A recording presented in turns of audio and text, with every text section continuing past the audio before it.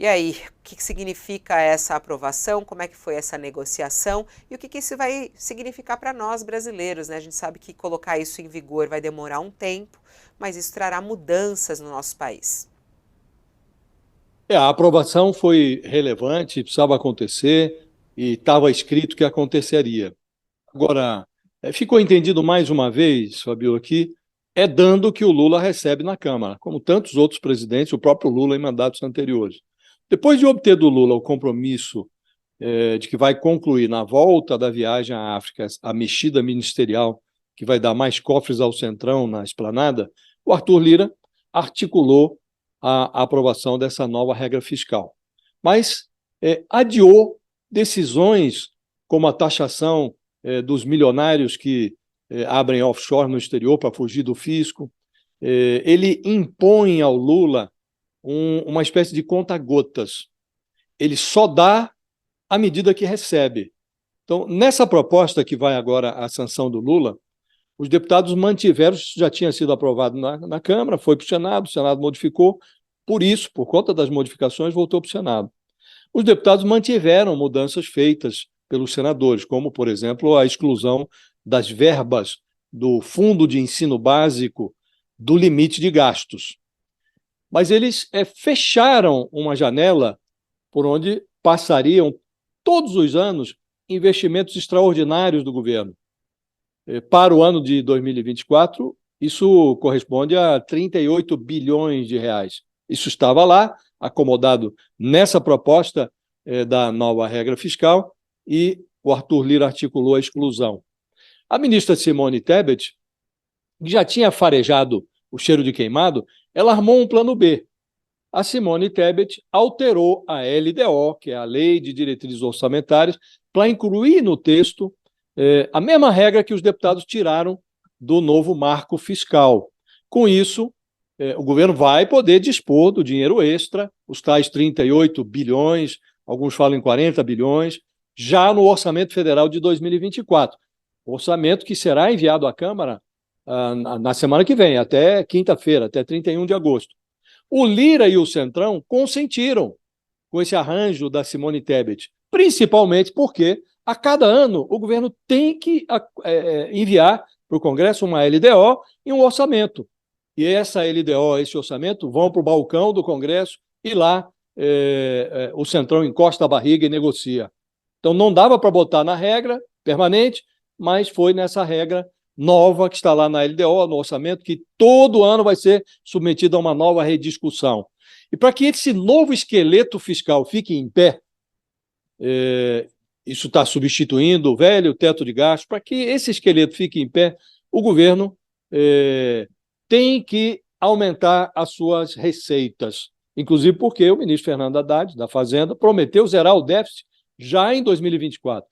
É nesse ponto que a porca do Centrão passou a torcer o rabo, porque a oligarquia do Congresso Nacional resiste a taxar os milionários que escondem as suas fortunas em contas aí abertas, contas offshore, abertas em paraísos fiscais.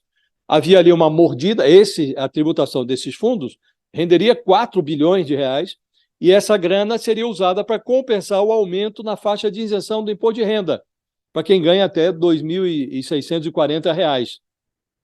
Então, o governo fez uma esperteza, vamos botar a taxação dos milionários dentro de uma medida provisória em que essa dinheirama ali, os 4 bilhões, seriam utilizados para compensar um aumento na faixa de isenção de quem ganha menos, de quem ganha aí até R$ 2.640. O Arthur Lira sentiu a esperteza e falou: isso não estava combinado. Então, tirou da medida provisória e força o governo a transferir essa mordida para um projeto de lei com pedido de urgência, 45 dias para votar.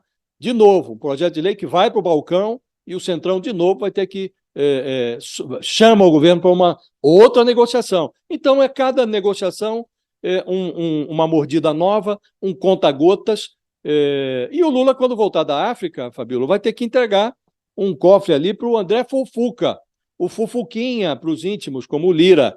Então, esse tipo de movimento submete o governo ao conta-gotas do Lira, e você se lembra, dias atrás, o Fernando Haddad deu uma entrevista em que ele dizia que a Câmara está com poder demais e humilha o Executivo, às vezes até o Senado. O conta-gotas do Lira é parte dessa humilhação, Fabiola. Ó, até a respeito desse arcabouço e as consequências disso, tem uma coluna bem interessante da nossa colega aqui, a Mariana Londres, e ela traz até que a festa foi uma vitória do Haddad, mas ela fala que a festa não foi completa, o acordo fechado para votação não atendeu uma demanda importante, que era um pedido do governo, que foi aprovada no Senado, que é de aprovar também um trecho que possibilitaria o governo ter despesas condicionadas à inflação. E agora o governo também tem na mão a questão de tirar as contas do vermelho, né? O Haddad fica aí procurando e 100 bilhões de reais, segundo especialistas em contas públicas, faltam cerca de 100 bilhões de reais em medidas para colocar mais dinheiro no caixa do governo para que ele possa gastar, fazer seus projetos, fazer seus programas. Aí ela traz aqui uma listinha, que é a listinha que está na mão de Haddad. Quais são as medidas que Haddad ainda precisa fazer para chegar ao déficit zero? Tributação de fundos exclusivos e offshores, que a gente tem falado sobre isso, né? Essa tributação dos fundos, o fim dos juros sobre o capital próprio, a questão também do voto de qualidade do CARF, a regulamentação de apostas esportivas, novas regras para as compras internacionais. Eles estão de olho nisso, não conseguiu emplacar de uma primeira vez, mas está de olho nisso. Estão, inclusive, fazendo propaganda, falando quanto que as pessoas precisam fazer compras de empresas brasileiras e não ficar de olho no que está sendo vendido lá fora. É interessante, isso daí é uma listinha que está na mão de Haddad e ele perseguindo. Então o arcabouço é uma parte, mas falta toda uma outra para que eles possam ter mais dinheiro em caixa para poder realizar justamente os projetos anunciados.